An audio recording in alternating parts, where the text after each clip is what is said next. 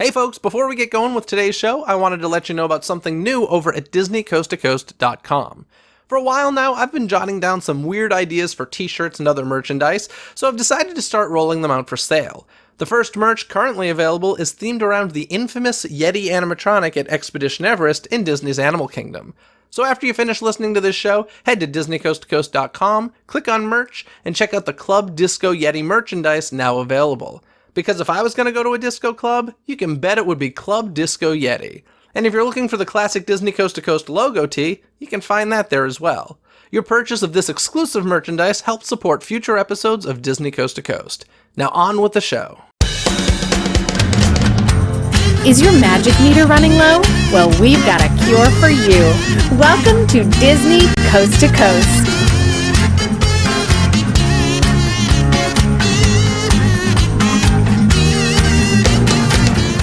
Hey folks, and welcome to Disney Coast to Coast, the ultimate unofficial Disney fan podcast. I'm Jeff DePaoli, and today on the show I have Guy Selga joining me for the first time. Hello, Guy. How's it going? Hey, good. Thanks for having me. Thanks for being here. Talk about the studios. Real fascinating. Yes, Disney-MGM Studios was my favorite. I love it so much. But in any case, since this is your first time on the show, why don't you introduce yourself to the listeners and tell them what exactly you do in the Disney fan community? So I have been doing the whole Disney Twitter thing for 10 years now. I started in July 2008. And when did Twitter come out? It had to have been 2006 or 7. Okay. I think I was pretty early in there. I've just been sharing my thoughts about Twitter, thoughts about Disneyland mostly. I go to the park a lot, so I tweet a lot from the parks.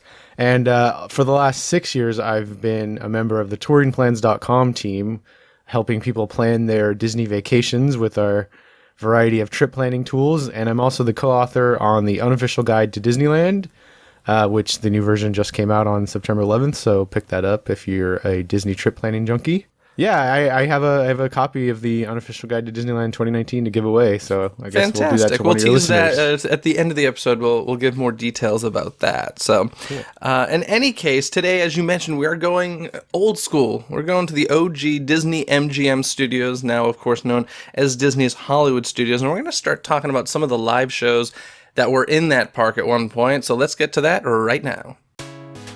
It's time to dive into today's Disney Dialogue.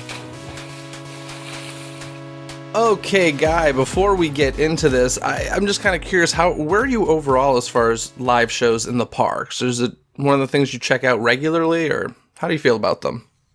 Most of them I'll watch at least once, and then, some of them I'll kind of not care about after that. But, I actually still really like the Mermaid show at the studios. Voyage of the Little Mermaid? Actually. Yeah. I just think it's really cool with the puppetry and the laser lights and stuff. Very, very 90s with the laser lights, but it's still a very visually appealing show to watch to me. I would 100% agree. I would not say it's necessarily a show that holds up, but Right. There's something about it that I love. And I just love the fact that it's the only place you can see it. It's not like it's a show that's been replicated a bunch of different places.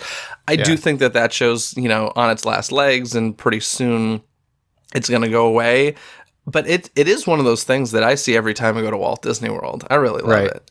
Same here. And then as far as like the Beauty and the Beast show, I think that's a little played out at this point, and ready for a replacement. But I'm trying to think of what other live shows are there right now? The Star Wars March. Well, what about a Disneyland or any of the Disney parks? Yeah. Yeah, Disneyland actually they kind of have stopped really caring about live shows, it seems like, because they used to have a new live show for every major movie. Pocahontas got one, and then they did they kind of circled back to the older films such as Snow White.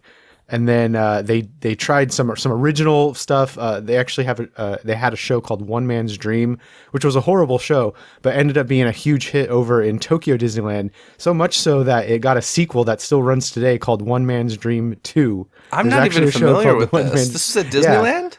Yeah, it was at Disneyland. Wow. And then they actually turned their theater venue into a princess meet and greet area for a number of years. But then in 2012 or 13, they opened up the the Princess Fairy. God, I'm trying to blank on the name.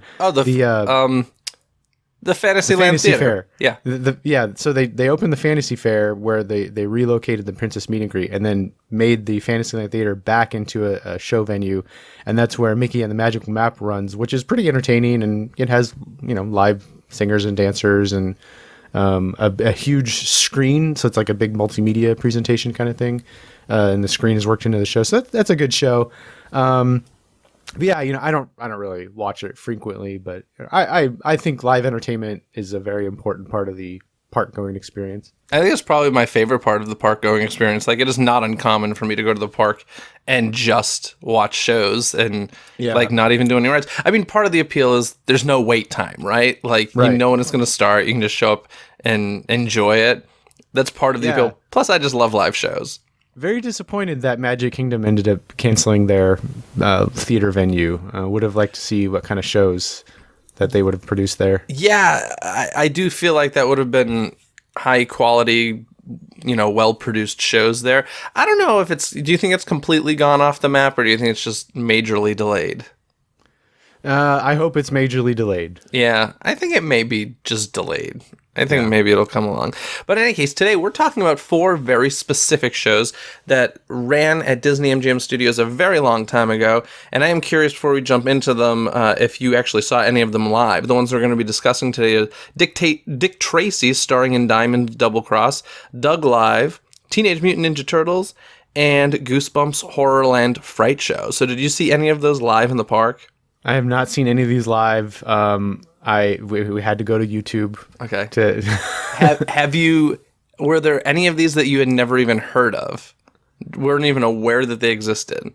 No, I was aware of all of these, especially the Ninja Turtles one, because I was a huge Ninja Turtles freak when I was a kid, and I really wanted to see it. And I won't spoil what I think about the show, but I still kind of wish I would have seen it, but for different reasons. Okay, so let's start with Dick Tracy, starring in Diamond Double Cross. And this is a show that opened in the mid-90s, went into early 91, and it was really just a promotional tool because the film came out in theaters on June 15th of 1990.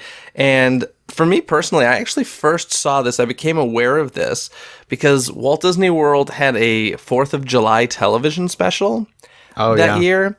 And I think it was partially because Disney-MGM Studios was so new, they were kind of using it to promote that park. But I remember seeing this on that, of course, a short version of it, and just kind of loving it. I'm one of those people that really likes Dick Tracy. Like, I love Dick Tracy. I actually watched that movie recently. It still holds up really well. Well, here's the thing that's so interesting about that is I feel like, obviously it didn't do super well. I feel like it has this bad rap, but I talked to so many people that are like, oh no, it's a really good movie. And I'm like, yeah, it really is. Yeah, same here. Especially in this era with like HD, and you can really see how beautiful that movie is. It's like a really gorgeous looking movie visually. The thing that blows my mind with it today is, like, as a kid watching it, I had no idea who these celebrities were other than Madonna. Yeah, same here. And then you watch it, you're like, holy crap, they've got Warren Beatty, Al Pacino, Dustin Hoffman, Dick Van Dyke. Like, the list goes on and on of these major names. And like this, I was like, the reason this movie made no money is because the budget must have gone entirely on the salary of these stars. Like, it was crazy. Warren Beatty still owns the rights to the sequel. And really? Like, nobody wants to make it, but he owns the rights and he wants to do it, but no studio does. The thing that's interesting that I feel like they should do it, because we're in the age of nostalgia ruling at the moment. Totally. And I feel like it's one of those things that, although the original didn't do super well, I think if Disney were to remake it, with Warren Beatty, and I mean, he's a bit old for the role at this point, I don't know if I would want him to necessarily play Dick Tracy. Yeah. John Hamm could be an interesting Dick Tracy. But that'd be cool. But I would love to see them make a sequel right now. Like, I think it would be, and I honestly think it could do pretty well, especially if they made it for the streaming service. If they kept it within a healthy budget and put it on the streaming service, I think it would do pretty well. But in any case, we're here to talk about the stage show. So what were your overall thoughts on this? The first thing that struck me with the show was that how colorful it is. It's Like the so movie. vibrant. The stage, the props, the outfits, everything. And I remember they actually repainted a section of the Streets of America too for the tram tour. Oh, cool. And they acted like that's where the movie was filmed, even though it wasn't. And then they brought out like a Dick Tracy guy, and because I remember at that time, like the tram tour didn't really have much going on, so they kind of did whatever they could to make it more interesting. And at that point, they couldn't, if I'm remembering correctly, Streets of America actually wasn't an area that park guests could walk down. It was only Right. part of the studio tour, so you only saw it when you drove through on the tram. Right, that's when it was still closed off. Yeah, this show was very interesting because the songs are all original. It had a very large cast, and just everything looked pretty elaborate for a show that I assume didn't run very long. I forgot to look up the dates. It was about a year, just yeah, about a year. it was a very elaborate looking show. And by the way, Disneyland had a version as well in the Yes, they did. Fantasyland Theater. Yeah. And the thing I remember about that is at the end, he shoots with his Tommy gun and he shoots out the Dick Tracy letters. I remember that vividly as a kid. Yeah. Seeing that in person. I love it. I did see this in person. As I said, originally I saw it on the 4th of July TV special, but I saw it at Disney-MGM Studios later, and I love that moment. That da-da-da-da-da, da-da-da-da-da, and it spells out his name. Oh, it's so great. And he uses his wristwatch communicator thing, which I think all of us as a kid wanted one so bad. Well, you know what I thought was kind of funny, because this came out before the movie, or right before the movie came out, and so people weren't exactly familiar with Dick Tracy. It's not like he was he was I think a comic book character, right? But I think you had to be a certain age to really know who he was. So at one point, Yeah, it was something my grandma was really familiar with. there you go. So for younger audiences, he starts talking to his watch, and at one point, there's actually a sign that like pops up, or something popped up in the background that says two-way wrist radio, like basically telling you why he's talking into his watch. Well, the comic was like that too. It had the little descriptor boxes, and if you think about it, it makes sense because at the time that's such an outlandish thing. It's like this guy talking to his watch. yeah, it's funny. How do you? It's so interesting to me that like Disney does this a lot when they do their live shows, is they make these things that are really not, you wouldn't necessarily first think, oh, this would be a great musical, and they make it into a musical. Yeah. I have to tell you, I love the music in this. Yeah, it's good. There's time to do something about it. It's time for us to make the call. It's so good. And the cast was really talented too. The woman who plays Madonna's parts, I thought, was like genuinely talented, especially for a theme park. I thought the entire cast was, because I was watching them dance. I'm like, whatever the video that we watched, and by the way, I will put links to all of these videos in the episode description. But the video that we watched was like this. I don't know if this was an opening day or what, but they were into it. Yeah, Nobody definitely. was given half the energy. Like they were really, really, really into it, and I just loved it. One of the things that I thought was interesting was, so the villains, as we were mentioning in the film, are all celebrities. Yeah. And so they kind of wear like half masks in this show. Yeah, if you're not familiar, the villains in Dick Tracy are kind of freakishly deformed. Yeah. They're very stylized. So yeah, like you said, they wear these huge masks and prosthetics and stuff. But the thing that's interesting is, because they're celebrities, essentially, they don't have the rights to have the likeness of Al Pacino. So it's kind of like this kind of Al Pacino and this kind of Dustin Hoffman on top of like these deformities that these characters have. So it's kind of funny because like, yeah, I get what they're going for here, but that's not exactly what they look like. But, but they're also speaking and singing live as well. So it like only covers the top half of their face. It's a little bit weird, but it's pretty cool. I love the Dick Tracy reveal in this show. Yeah. Do you remember his entrance? Yeah, that was good stuff. He starts rising up above the skyscrapers, and they're singing about him.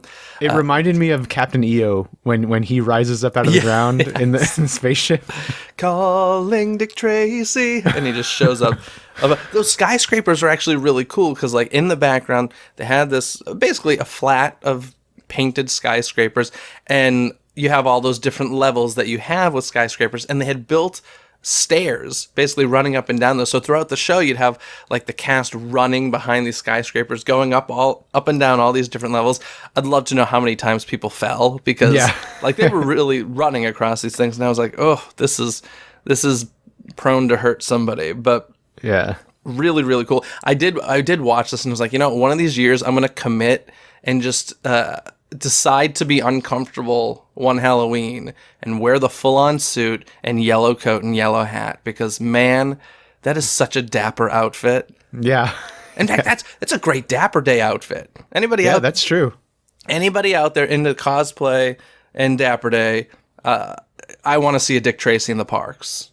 I'm shocked there hasn't been. I feel like this movie is ready for like a second wind. Yeah, I really, at least in like a, with Disney and Marvel now. I mean, can't they? Who owns the comic book rights? I wonder. Do you know who originally released the comic? I have no idea. I'm not sure. Yeah, I don't know. I feel like there needs to be something. The way that they've been like prepping us with something hocus pocus, and they've been bringing it back a little bit at a time, and like we've finally proven, you know what? There's an audience for this.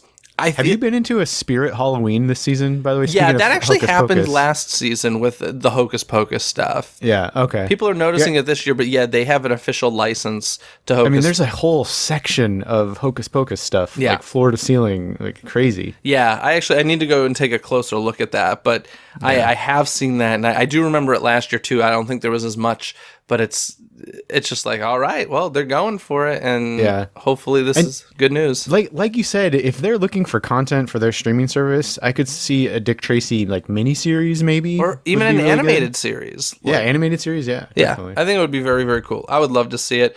I gotta, once again, like most of the set was just like painted flats, which I think in general can look really cheap, but considering this is like, it kind of looked like a comic book page, so it worked for this. Yeah, oh, definitely. But these flats kind of danced back and forth and were gliding across the stage, and actors were like weaving in and out of them.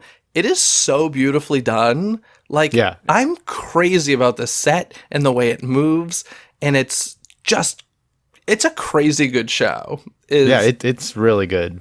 Well, I was very curious to hear what you thought of this, because obviously we didn't talk about any of this beforehand, and I was like, I could totally see somebody being like, oh, this is terrible. But I'm like, this is a guilty pleasure for me, and I feel zero guilt about it. Like, I think there's even some like great pop culture references where the Breathless, who was played by Madonna in the film, she mentions at one point, I think Dick Tracy goes, oh, you're some sort of material girl, or something like that. And you got that silly joke. But then there was like a moment, I forget which character it was. No, it was Dick Tracy, which is funny because, as I was saying, it's kind of weird to musicalize Dick Tracy, but I think they made the smart move of Dick Tracy never sings. Great point. When it's his turn to sing, he'll just be like, I'm Detective Dick Tracy. Like he just speaks a line in the middle of all this music. And I think it's a good choice, because I think it would be very out of character for him. And at one point, he even goes, I don't dance. And then like, they're so smart with the music, because they start playing I don't dance, don't want to, or whatever those lyrics are. And I don't know, they're just people who put this together knew what they were doing. I feel like these were there's a lot of heart in this show. I feel like there's a lot of heart. There's a lot of like musical history in there. There's a lot of just great technique and really well put together. I cannot rave about that. Like, I would love to see this come back. I want to see it live again. So, I'm not going to say what I think about the other shows we're going to talk about on this podcast, but I would say out of all of them, definitely at least watch this one. Yeah, I would agree. There's two I would say definitely watch, and two I would say not so much. But but in any case, anything else you want to say about Dick Tracy starring in Diamond Double Cross? Which, by the way, whenever I Googled this, there were like 3 different names that came up. I'm going with the name that D23 had on their site. Dick Tracy starring in Diamond Double Cross. So. Nothing else to say about it. Good show. Great show. Oh, by the way, this was done on a stage that looks like it's the stage that Beauty and the Beast currently performs on, but of course Sunset Boulevard didn't exist at this point. So I'm pretty sure, maybe you know better than me, but I'm pretty sure like... Yeah, the Hollywood Bowl, right? Yeah, but it had a different name at that okay. time, and it also was in a different location because Yeah, it was direct. It was to the left of Brown Derby, right? yeah, something like that. And so they moved it once they built Sunset Boulevard, which was kind of cool. So this is a very old school show, very old school Disney-MGM. I mean, what did I say? It opened in mid-90s. So essentially the park had been open for a year at that point. So in any case, let's move on to another very special show, Doug Live. Oh, Okay. now, did you grow up with Doug? Did you watch Doug? I loved Doug. I didn't have cable, but I would have my friends record me just hours of VHS tape of Nickelodeon, so I could still VHS watch the tapes. shows. Yeah, but yeah, I love Doug. Was a huge fan, and then Disney bought it at some point. Yeah, it's a very weird history. Yeah, with very Doug, odd. Where I don't know if did they buy the production company or did they just buy Doug? No, I think they just bought Doug. I could be Okay. wrong about that, but I don't think they, because if they did buy the production company, I don't know anything else that they used other than Doug. But yeah, it was a Nickelodeon show for a very long time, and then Disney bought it. They made a movie with it, and they did do like a Saturday morning cartoon with it, and it was pretty much the same show except a different theme song, because I guess Disney didn't own the rights to the theme song. and it was called Disney's Doug Disney's Doug, yes. because they had to show dominance over it. Exactly. And then they made a live show of it over at Disney-MGM Studios. It took place at the ABC Theater, which for a long time... What's there now? Oh, the Frozen Sing-Along is there now. Yeah, And this was from 1999 to 2001 that they ran this show. And what were your thoughts on this one? So you mentioned, the ABC Theater, and that kind of provided them a larger venue, and it looks like Huge. they really made use of it because that stage is massive. It's a very long stage. Very wide, yeah. Yeah, very wide. It was kind of weird to see a grown adult kind of run around the stage in the dog costume to be Porkchop. Yeah, it reminded me of like Carpet in Aladdin the Musical Spectacular, where you're like, Yeah. that kind of seems like a miserable job. Like, And like we mentioned with Dick Tracy, they turned it into a musical. A lot of songs. Let me just say, this show is long. this is about a 30-minute show, 25-minute show. Yes. But so was Dick Yeah. Tracy. Yeah, I guess. I don't know. I mean, I didn't enjoy this show that I guess as much as you did. So I guess it seemed extra long to me. There are definitely moments that I was like, okay, move on. Like the whole Quail Man sequence, as much as I love Quail Man, I was like, where are we going with this? Yeah, and they do like a long transformation with Quail Man too, and Yeah. it's so another thing I noticed was for those who don't know, the Doug characters are very brightly colored like the Simpsons. So the actors looked a little odd being painted head to toe as all these odd characters. Like there's a purple guy and a green guy, Yeah. It was very strange to look at. What did you think? Well, the thing I love most about this is it really mixes the animated characters with human actors. So Right, the animated characters are up on the large screen behind them. There's a lot of projection in this show. yeah, and there's a great reveal of like the main characters where they're all projected up on the screen, and then live actors jump through the screen, like literally jump through the screen onto the stage and like take, human form. Yeah. And I think it's a really cool reveal. Like it was kind of unexpected.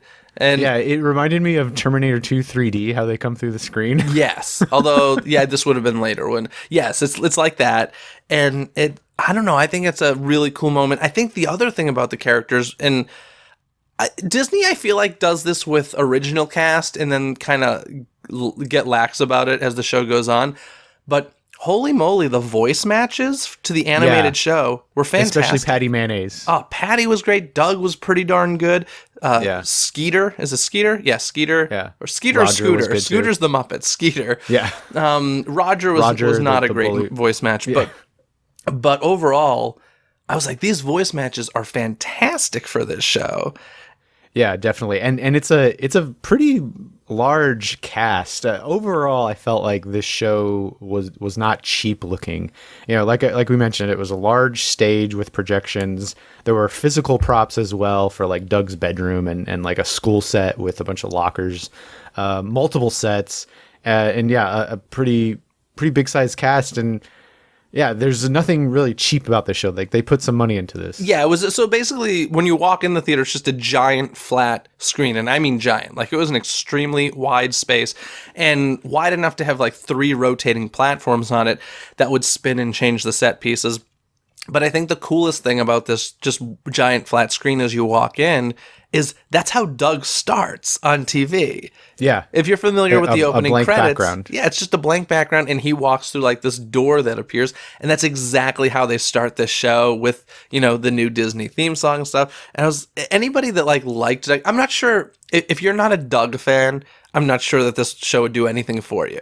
But yeah, and you know, also, this was really late in Doug's timeline. I think it was early in the Disney timeline, but late in the early in the history. Disney. Yeah. Yeah, so you're right. It was when Disney bought Doug. Honestly, it was a weird move, and I'm not sure why they did it. Yeah. I'd be curious I to agree. know why someone was like, "Yeah, let's buy Doug." This, unless they were just like, "We want to beat Nickelodeon at their own game." I have no idea. But it did seem like a bit of a weird choice. Now, they did have Quail Kid in this, which, of course, Quail Man is this superhero identity that Doug takes on in his imagination. And they got audience participation and brought in a kid from the audience and made the kid part of the show, which I thought was fun. I mean, that's one of those moments that, as a kid, you die for, right? Yeah, I mean, and it's super cute, too. Yeah.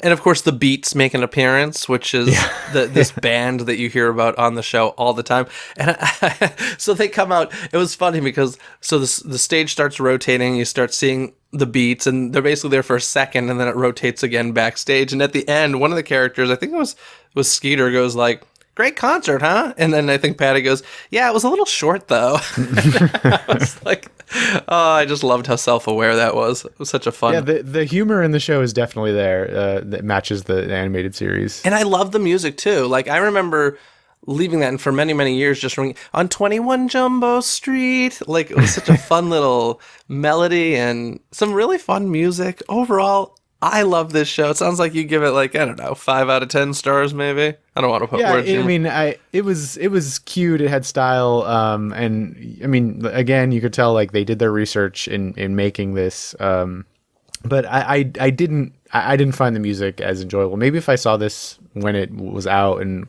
especially being like a Doug fan, I would have liked it more. But seeing it now, I thought it's just a little too long, and yeah. But I mean, I think I would have definitely watched this if I was there when it was operating. Frankly, I would have preferred this stay through the entire run of American Idol Live. Like, Yeah. I gotta tell you, it's pretty rare that something goes to a Disney park that go to that I haven't seen at least once. I never once went to American Idol Live. I never did either. I had no interest whatsoever. And it does frustrate me, though, now that Disney owns American Idol, that it's gone. Like, Yeah. that drives me crazy. Like, really, if you were going to do it, now's the time. It's so funny you bring that up, how they bought Doug late in its run, and it was kind of odd. They bought American Idol late in its run also. Yeah, it's so original. Love it. Gotta love it. Anyway, anything else you want to say about Doug Live before we move on? No. Okay, now let's jump to one that I think is one of your favorites, maybe, the Teenage Mutant Ninja Turtles. Yes. Of which I was a massive fan of. Same here. Just huge fan. I wanted everything Ninja Turtles. It's all I cared about. I was obsessed with it. It gave me life. Yeah, I was pretty darn obsessed with it as well. This show ran from 1990 to about 1994-ish. Now, when did the movie come out, the original live-action film? Was that 1990? I think it was 89. 89, okay. I'm actually sitting here. We can't see it because this is a podcast. I'm sitting here staring at a 3-foot tall Leonardo action figure from the movie. It's like screen accurate. He's holding a pizza slice. It's great. Anyway, so sorry, Leonardo is your ninja of choice, huh? Yes, because my favorite color is blue and my middle name is Leo. So I kind of have a connection to Leonardo there. There we go. I've always been as a younger kid, I was a Michelangelo guy, and then as I got older, Everybody I was like Donatello's kind of the guy that you respect. But I think the turtle everybody hates is Raphael. Right? God, he's a jerk. He's just a jerk. Yeah, he's just a jerk. Yeah, everybody hates Raphael. Anyway, so this show ran. Now this was interesting because it was a very short show. It was only a few minutes long. It was really kind of one of the first extended meet and greets. I feel like they do this a lot more now. Where, yeah, definitely. Who was it? Was it Thor? I think there was I remember meeting Thor once at Interventions or whatever they call that upstairs area. Yeah. And You had to go through like the Bifrost and stuff like that. Yeah, they go through this whole little presentation for the character to appear, and then it's and it's meet and greet time. And I feel like this was one of the first times they did that, where, first of all, the Ninja Turtles arrive on their van. Yeah. And so cool. I can't even tell you, I literally, as a kid, theorized on how I was going to get this van. And I remember, looking at my neighbor's big white van. He was a construction worker, and he just had one of those white vans that you throw all the tools in the back. I was like, okay, so if I get this much spray paint, and I do this design, I'm like, I think that could be, my Ninja Turtle van. I really wanted a Ninja Turtle van. I love the Turtle Wagon. Also, something you can't see over my shoulder is a toy of the Turtle Wagon. Anyway, I love Ninja Turtles. But I will How do you say, like the new stuff? I'm not. You're not a fan. I like that it exists. I like that it's still in the conscious of kids everywhere.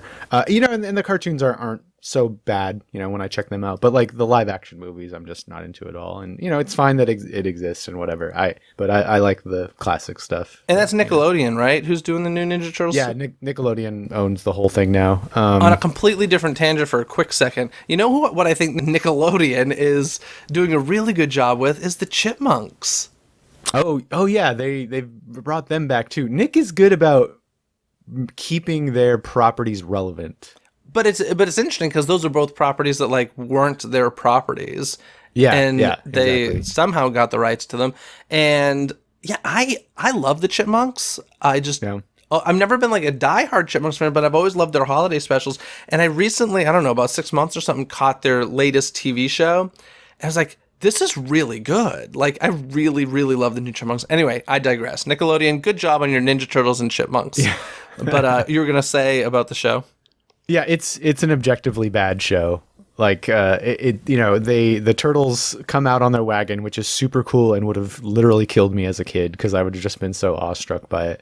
But then really all they do is they get up on the stage and they dance around with their weapons. April O'Neil comes out, which is also cool. April O'Neil, that they included her in the show. And she looks exactly like the classic animated April in her yellow jumpsuit. Her and Dick Tracy could be a good pairing for for cosplay. But yeah, they do some kick punch breakdance fighting thing with each other. There's no bad guys at all. The show is only 5 minutes long. They really just sing the theme song. But then they get off the stage and do the meet and greet and they interact with the crowd and stuff. And this just looks like it was a lot of fun and I would have totally loved it, even though I'm kind of whatever, hardcore Disney purist now. But, back then I would have died for this. I would have just loved it. Yeah. Now, one of the cool things is April actually sings live. Yes, she's so the she one. Has a mic. Yeah, she's the one singing the theme song. Which, by the way, do you know who at least partially wrote this theme song? I don't know if he wrote it alone or if it was a partial team. No, Chuck Lorre. Really interesting. Chuck Lorre, the creator of shows like The Big Bang Theory, 2.5 Men, Mom, Mike and Molly, very, very wealthy, rich man, is even wealthier because he wrote the theme song to the Teenage Mutant Ninja Turtles. Isn't that nuts? It's a great song, by the way. It really, really is. Now, one thing I can remember as a kid really bothering me was the fact that this was around the same time that the live action films came out, and they look nothing like those turtles. Right. They don't even really look like the animated turtles. No, it's the costumes don't look great. It's here's the thing. I think they're cute. I think that they're really cute costumes. But it's definitely those are the Ninja Turtles you saw at a Disney theme park. You didn't see those turtles anywhere else. This is at a time when even the Teenage Mutant Ninja Turtles formed a band and went on tour. Yeah. And those, they look nothing like those turtles. So from a consistency standpoint, it was very annoying, especially to me since I guess this was 1990. So when did Muppet Vision 3D open? That would have been around the same time, 91, I think. Yeah. So Disney was working with Jim Henson Company around that time, and the Jim Henson Company did the Ninja Turtles for the live action film. And so it's wait a sec, you're working with these folks already. yet your turtles in the park look nothing like them. Why is this? Like, even as a kid, I remember that driving me crazy. Yeah, the turtles in the film and in the musical tour that you mentioned are very realistic looking, rubbery. And then these look very soft and huggable. Yeah. Which I guess is maybe what they were going for. I don't know. Their shells are like very oversized. They have huge heads. Massive heads with big smiles. Really big smiles. They were cute. Listen, I loved getting my picture taken with them. And it's really a nothing show. This was really done. I want to say it was over by the studio tour entrance, somewhere there near New York Street. And it was just... Yeah, because they walk by the tram that was on display, I think, at one point, don't they? Yeah, you may be right about that. Yeah, it was in that area. And it's not even like in a theater. It's just done on this stage/platform in the middle of the street. You know, you just kind of stand and watch. But for a little show, like, I just remember having great memories of it and really enjoying it. I do remember years later seeing the Ninja Turtle van used in a different way. Do you happen to remember this? You know what? I remember this, but I don't remember. What was it? What did they use it for? I have seen it repainted and used for the soldiers from Toy Story. Oh, yes, that's what it was, yeah. And I believe they even reused the same van later for the Power Rangers. I wouldn't be surprised. I'm pretty sure. So this van still exists somewhere at Disney's Hollywood Studios, I'm convinced. Yeah. And frankly, give it another new paint job and put the Ninja Turtles back on it, and I'll be a happy camper there. So it's a fun show. It's silly, but it's really silly. To me, it's iconic Disney-MGM Studios. So, and then we get to our final show, which is the Goosebumps Horrorland Fright Show, which admittedly I was not familiar with until pretty recently. Somebody mentioned it to me and was like, wait a sec, when was Goosebumps at Disney-MGM Studios? I didn't remember this at all. So I wasn't familiar with the show, but I knew that they had a haunted house maze kind of thing. It's like a mirror maze, yeah. Yeah, because I used to get these like Disney, Walt Disney World souvenir books that would, every page was like a different attraction. And in one of the years, I think, was it like 1998 or something? There was a page about the Goosebumps thing. I didn't know there was a live show though. Yeah, this ran from 97 to 98, and once again, this was like done on the streets. It may have even been the same space where the Teenage Mutant Ninja Turtles were, because this was years later. I'm not 100% sure about that, but I don't know. What do you think of this show? I didn't like it at all. And just real quick before I get into the rest of my thoughts, the show is about 15 minutes long. And it's just out in the sun, exposed, no shade or anything. So I that must have been just totally brutal to sit there and try to watch that show. And I think that's kind of reflected in the video I watched. The crowd's not really into it at all. No. But yeah, the show took kids from the audience and performed like magic tricks on them, kind of included them in the show a little bit. It's pretty awkward, as audience participation sometimes is. The performer asks the kid if she has a favorite Goosebump character, and the kid's just like, no. Yeah, I think awkward is the best way to describe it, because it's just really not a good show. Like, yeah, it's not great. You have a magician come out who's doing like these traditional tricks that you've seen a billion times at birthday parties, and they're even set up in a way where you're like, I can see what you're doing. Like, you have to be really young to not get what's going on. I will say, though, major points to this show for having a Honey, I Shrunk the Kids reference. Yeah, yeah. Major points, because at one point they're putting somebody in one of those boxes that looks like they're going to crush them, and the guy goes, oh, it's like Honey, I Crushed the Kids. And I was like, a Honey, I Shrunk the Kids reference is always welcome. So yeah, that's a win for the show.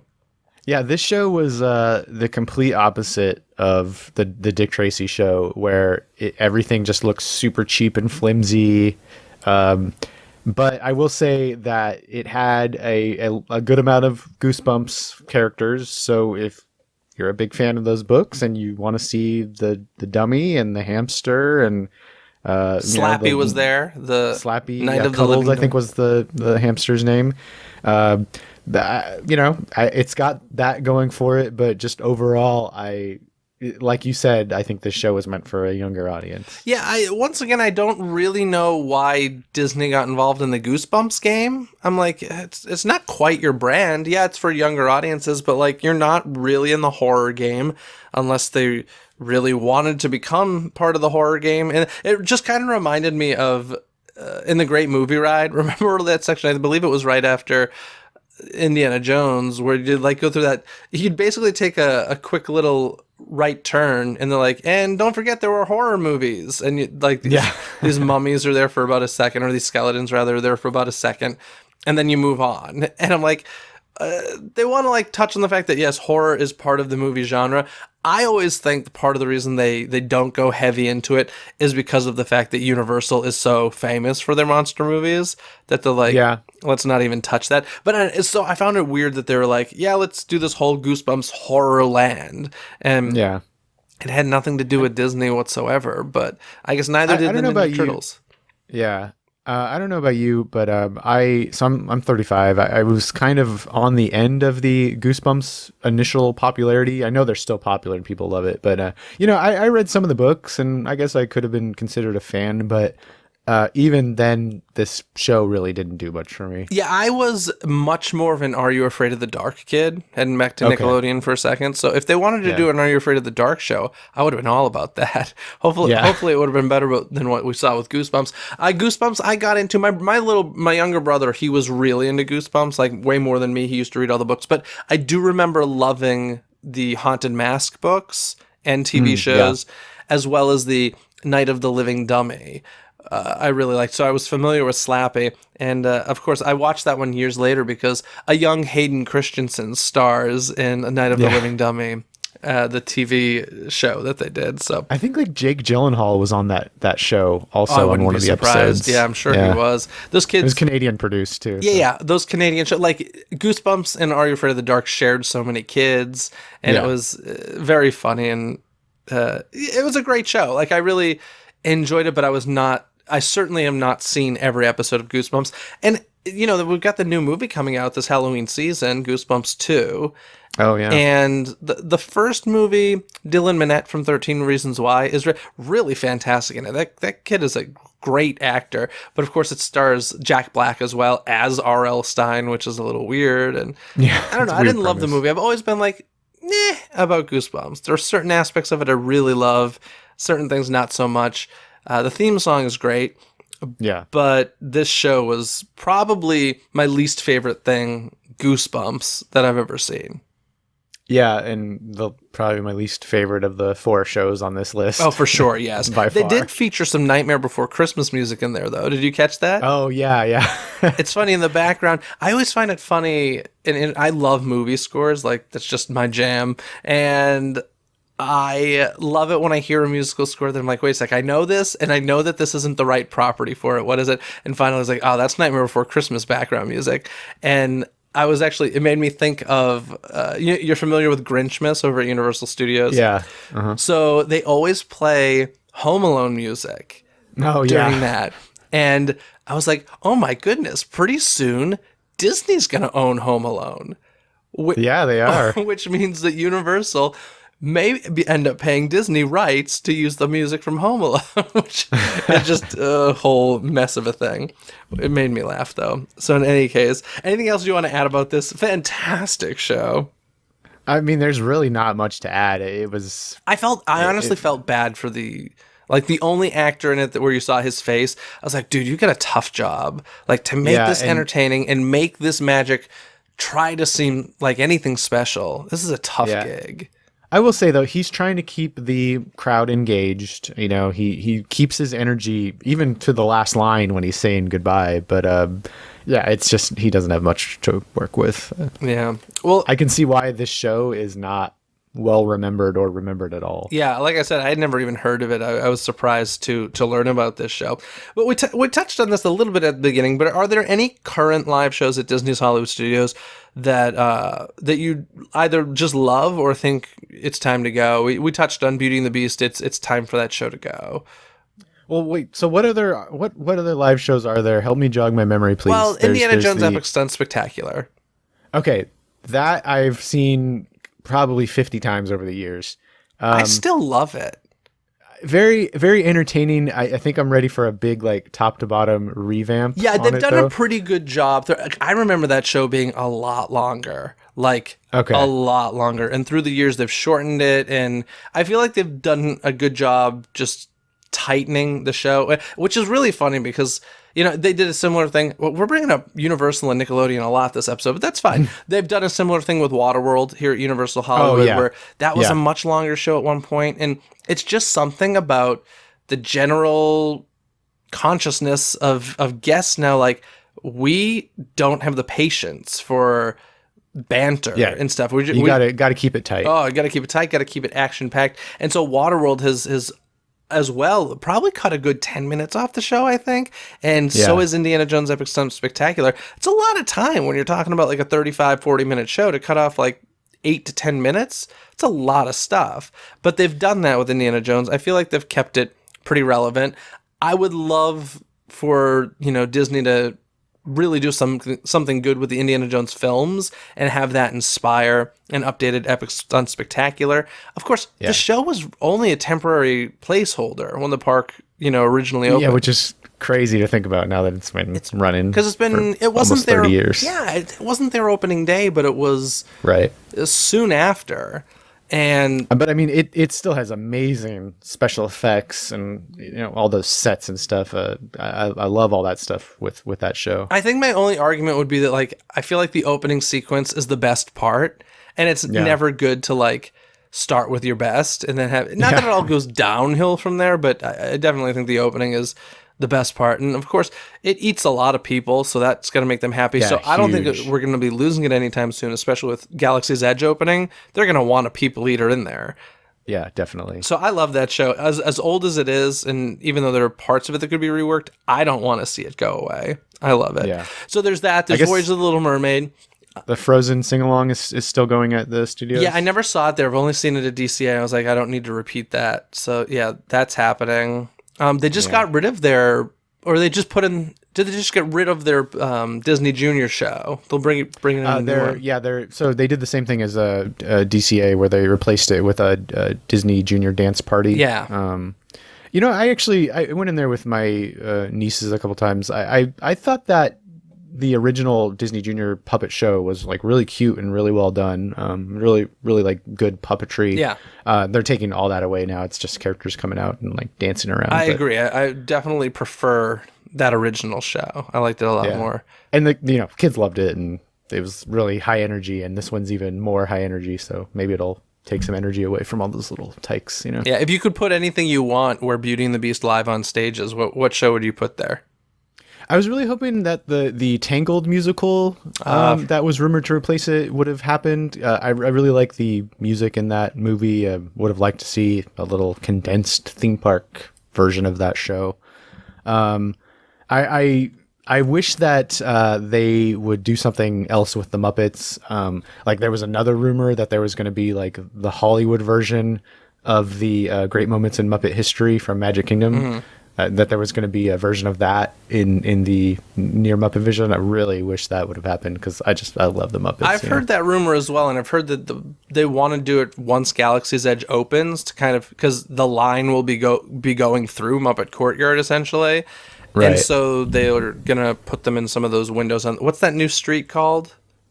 Oh, yeah, I can't remember the name of it, but from what I hear, they're going to put them in the windows up there to entertain you while you're waiting. I don't know how true or false that is, but that's a rumor I've heard. Yeah. And then, not really a stage show, but still in the live entertainment realm. I love the Citizens of Hollywood in the studios. Dorman Esmond is one of my favorite things of all time. Yeah. Being a huge Sunset Boulevard fan. Oh my goodness. The name alone. First of all, if you've never seen the movie Sunset Boulevard, go watch it. And then if you are unfamiliar with the musical, go get the cast album. One of my favorite things ever. So good. I want to see a Newsies show put where Beauty and the Beast is. I just feel like it would kind of that would fit be great. Yeah. in that area. Yeah. But Beauty and the Beast live on stage is definitely like the show that I'm like, it needs to go. It looks, talk about a show that has not been, tightened or they haven't done anything with it. It looks so 1990s. And that theater is just so uncomfortable to be in when it's anywhere remotely warm. It's covered, but it's still like an open air venue, and it's really uncomfortable. Heck, I'd be even happier if they were just like, we're bringing back Dick Tracy to that stage. Like, Yeah. I'd be like, done. I am sold. We're good with this. That's fantastic. Anyway, Guy, thanks so much for joining for this, but I think that means It's trivia time! Okay, Guy, do you want to hit me with a trivia question first, or shall I hit you? Yes, I have a trivia question. Okay, what is the name of Shaker's octopus companion in Country Bear Jamboree Vacation Hoedown? I have zero idea. Great show, though. I love Country Bear Jamboree. Yes. The name of what Shaker's octopus. I don't even have a guess. I can't even visualize this character. It's Dolores. Dolores. What? Dolores now resides in the queue for Guardians of the Galaxy Mission Breakout in Disney California Adventure. No kidding. Where? In the first she's room? right next to Harold, the abominable snowman, in the boiler room area. Yeah. Cool. I've got a trivia question for you that it really has nothing to do with this episode, but I had to ask it. I already know you know the answer to it because I've seen you tweet about this, but it is such important information that I've decided to make this your trivia question. Do you have any idea where I'm getting at even? I don't know. Okay. At Disneyland, in Minnie's house, what book can you find in her kitchen? Elvis, What Happened? This is one of the greatest things I've ever... I saw you tweet this, and I was like, what is this about? I can't believe this is real.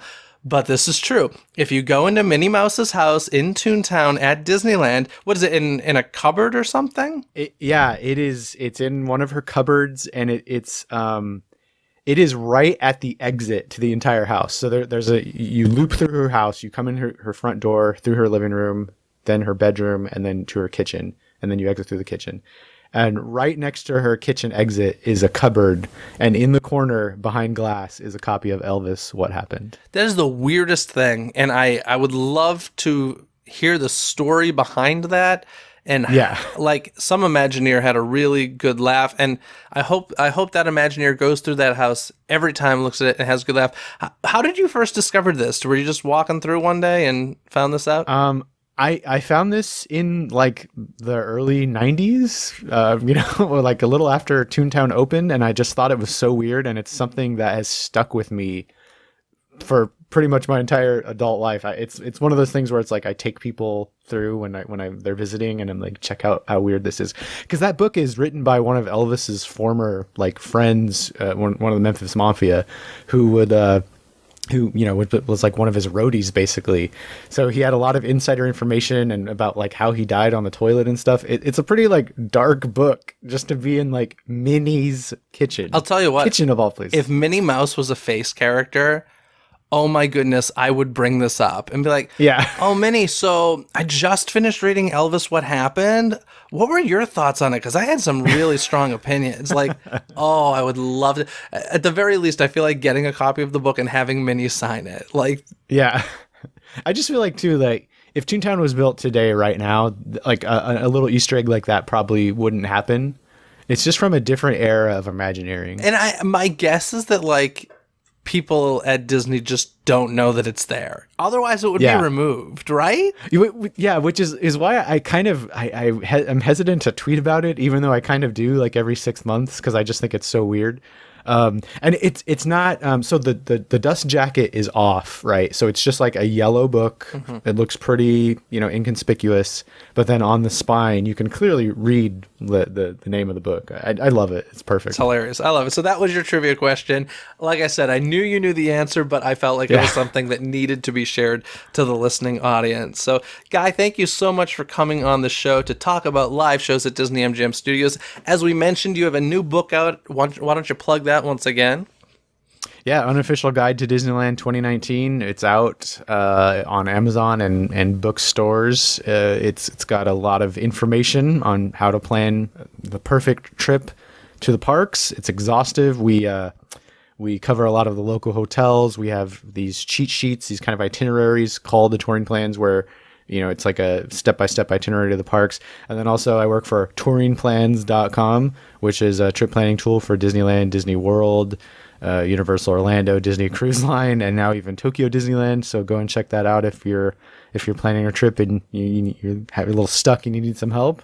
And follow me on Twitter at Guy Selga, GUYSELGA, for Disneyland stuff. I really only tweet about Disney. Excellent. And we will give away a copy of your latest book. Make sure you head to DisneyCoastToCoast.com and click on the contest tab there to enter and win. Thank you so much, Guy. Thanks for having me. And before we get going, just a reminder that the Club Disco Yeti merchandise is now available. So head to DisneyCoastToCoast.com, check that out, and while you're there, be sure to click on the contest tab and enter to win Guy's new book. Other than that, have a magical day, everybody. Bye! Thanks for watching Disney Coast to Coast. Have a magical day. Disney Coast to Coast is produced and hosted by Jeff DePaoli. Learn more about the podcast and become a supporter at DisneyCoastToCoast.com.